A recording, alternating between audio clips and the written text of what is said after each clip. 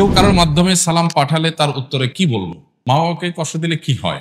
অনলাইনে গেম খেললে টাকা ইনকাম করলে এবং অন্য কোনো প্রাণিত করলে বা আকর্ষণ করলে এটা কোন কাতারে দাঁড়াবে? আমি মুখে কোনো গালি দেই নাই, কিন্তু বন্ধুদের সাথে গ্রুপে গালিগালাজ এর টাইপিং করি মাঝে মধ্যে, এতে কি আমার গুনাহ হবে কিনা?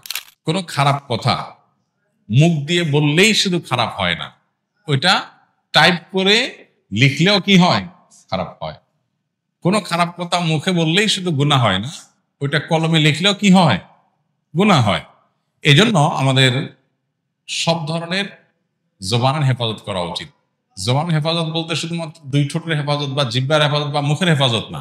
জবানের হেফাজত বলতে আমি যতভাবে এই জিনিসটা প্রকাশ করতে পারি ততভাবে আমাকে হেফাজত করতে হবে। এই জন্য ভালো কথা মুখ দিয়ে বললে যেরকম ভালো, লিখলেও ভালো। আপনি কাউকে মুখে আসসালামু আলাইকুম বললেন, সওয়াব পাবেন। আবার কাউকে চিঠিতে আসসালামু আলাইকুম লিখে দিলেন, মেসেঞ্জারে টাইপে আসসালামু আলাইকুম লিখে দিলেন, সওয়াব পাবেন কি পাবেন না? ঠিক একইভাবে খারাপ কথা মুখ দিয়ে বললে যেমন খারাপ, টাইপে করলেও খারাপ। অনেক যুবকরা আছেন আজকাল নিজে আপনি গালমন্দ করেন না, খারাপ কথা বলেন না, কিন্তু বন্ধু বান্ধবের পালায় পড়ে, আড্ডাবাজির পালায় পড়ে দেখা যায় যে তিনি বিভিন্ন রকমের গুনাহে লিপ্ত হয়ে যান। এই ব্যাপারে আমাদের বিবেকগুলো অনেক সময় জাগ্রত হয় না, কাজ করে না। আমাদের বিবেকগুলো জাগানো উচিত এবং বিবেক কাজ করা উচিত। মা বাবাকে কষ্ট দিলে কি হয়? কি হবে? কবিরা গুনাহ হয়। মা বাবাকে কষ্ট দিলে কি হবে? কবিরা গুনাহ হবে। আর কবিরা গুনাহ করলে, মহাপাপ হলে তার শাস্তি জাহান্নাম, আর দুনিয়াতেও লাঞ্ছনা অবধারিত।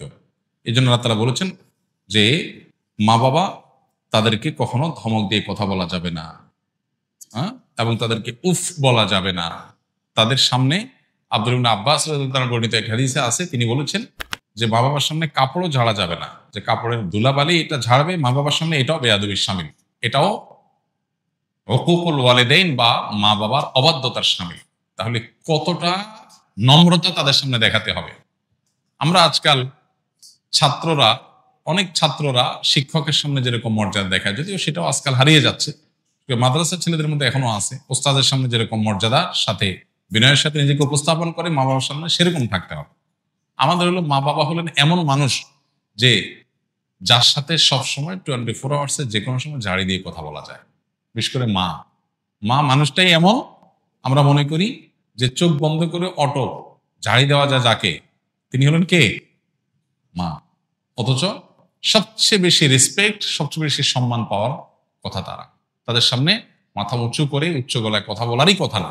কিন্তু আমরা নিয়মিত নামাজ কালাম পড়ে অনেক তালেব ইলমও আছে মা বাবার সামনে এরকম আচরণ করেন। ওস্তাদের সামনে বিনয়ী, মা বাবার সামনে দুরাচরণ করছে। ওস্তাদ এত বিনয়ের হক রাখেন না, ওস্তাদের এত অধিকার নাই যত অধিকার কার আছে? মা বাবার আছে, কিন্তু সেটার খবর নেই। আমরা অনেকেই এক্ষেত্রে ভুল করি। কেউ কারোর মাধ্যমে সালাম পাঠালে তার উত্তরে কি বলবো? কেউ কারোর মাধ্যমে যদি সালাম পাঠায় তাহলে সেক্ষেত্রে আপনি উত্তরে বলবেন ওয়া আলাইকা ওয়া আলাইহিস সালাম, অর্থাৎ তুমি যে সালামটা নিয়ে আসছো তোমার প্রতি এবং যিনি সালাম পাঠালেন উভয়ের প্রতি আল্লাহর শান্তি বর্ষিত হোক। এভাবে আমরা সালামের জবাব দিব যদি কারোর মাধ্যমে লোক মারফতে সালাম পাই। অনলাইনে গেম খেলে টাকা ইনকাম করলে এবং অন্য কোনো প্রাণিত করলে বা আকর্ষণ করলে এটা কোন কাতারে দাঁড়াবে? এটা পরিষ্কারভাবে গুনাহ এবং নাজায়েজ কাজ। প্রথমত এমনিতেই গেম খেলা জায়েজ কাজ না, সময়ের অপচয়, এবং নানা কারণে সেখানে নাজায়েজ হওয়ার বহু উপাদান সেখানে থাকার কারণে সেটা নিষিদ্ধ। এরপরে আবার সেটা দিয়ে টাকা কামাই করবেন, এগুলো বেশিরভাগ ক্ষেত্রেই মানুষকে জুয়ার দিকে নিয়ে যায়। আর সবচেয়ে বড় কথা হলো এটা টাকা কামাইয়ের শরঈ কোনো উপায় বা পদ্ধতি না। অনেকে আছেন যে অ্যাড দেখে টাকা কামাই করেন, যে অ্যাড দেখলেন, যত দেখলেন তত কামাই করলেন, এটাও না জায়েজ। কারণ এই অ্যাডগুলো যখন দেখতে যাচ্ছেন সেখানে মিউজিক সহ হারাম বিষয় আসছে, আপনি হারামে লিপ্ত হয়ে তারপর কি করছেন? টাকা কামাই করছেন। এবং এই সমস্ত গেমস ইত্যাদি থেকে টাকা উপার্জন করার এই পথ অবলম্বন করে একটা সময় দেখা যায় অনলাইন জুয়াতে আসক্ত হয়ে যায়। আজকাল অনলাইন জুয়া এটা ঘরে ঘরে জনে জনে হয়ে গেছে। এখন দেখা যায় বিভিন্ন স্পোর্টস চ্যানেলে, বিভিন্ন সাধারণ টিভি চ্যানেলে, বিভিন্ন প্রচারণায়, খেলোয়াড়দের জার্সিতে, বিভিন্ন কিছুতে দেখা যায় যে অনলাইন জুয়ার অ্যাডভার্টাইজ অহরহ, যেটা আমাদের দেশে প্রচলিত আইনেও নিষেধ, ধর্মীয়ভাবেও যেটা হারাম। সেই জিনিসটা এটাকে খুব নর্মাল করে ফেলা হয়েছে, যেন দেখার কেউ নেই। এগুলোর ব্যাপারে আমাদের সতর্ক থাকা দরকার। এগুলো আমাদের সর্বস্বকে ধ্বংস করে দিবে। এই জুয়ার পথে যারা গেছে তাদের জীবন ধ্বংস হয়ে গেছে, দুনিয়াও বরবাদ, আখিরাতও বরবাদ, পরিষ্কারভাবে হারাম।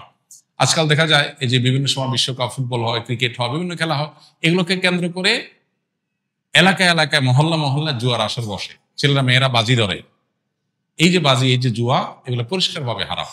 এগুলোকে আজকাল দেখা যায় যে অনেকে ব্যবসা হিসাবে এটাকে রীতিমতো একটা ফরম্যাট দিয়ে যুবকদেরকে সেখানে লাগাই দিচ্ছেন, পরিষ্কারভাবে হারাম। এগুলোর উপরে সামাজিক সচেতনতা বাড়াতে হবে এবং রাষ্ট্রের কর্তা ব্যক্তিদেরও এগুলোর উপরে ব্যবস্থা গ্রহণ করতে হবে।